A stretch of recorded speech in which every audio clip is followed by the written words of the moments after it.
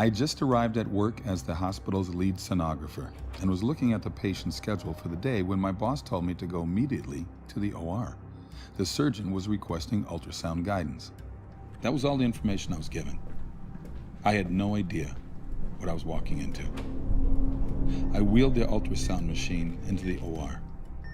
The patient was already sedated on the operating table. Plugging in the machine, I waited for instructions from the doctor. He barked at me to place the ultrasound probe on the patient's pelvis so he wouldn't perforate her uterus. Still confused about the procedure, I did as he asked and realized the woman was pregnant.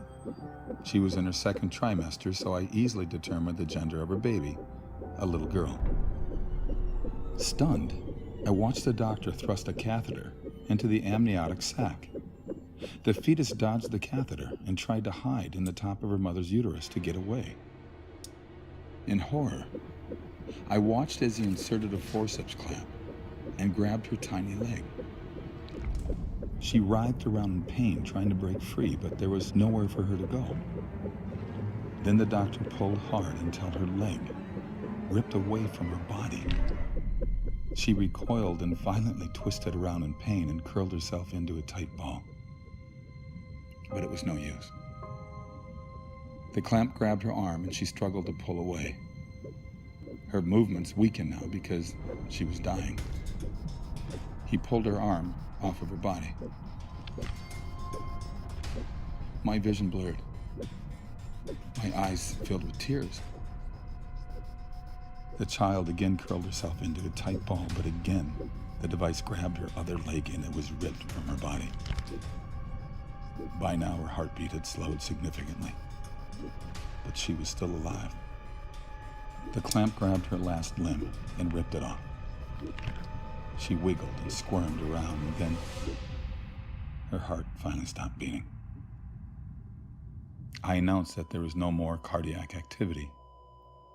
The nurse and scrub tech in the room gasped, realizing for the first time that this was happening to a fetus that was still alive.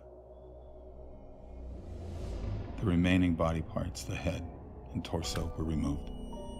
Placenta was removed, and a final look with ultrasound revealed all products of conception were removed. I was told I could leave the room. Up until that moment, I had been frozen.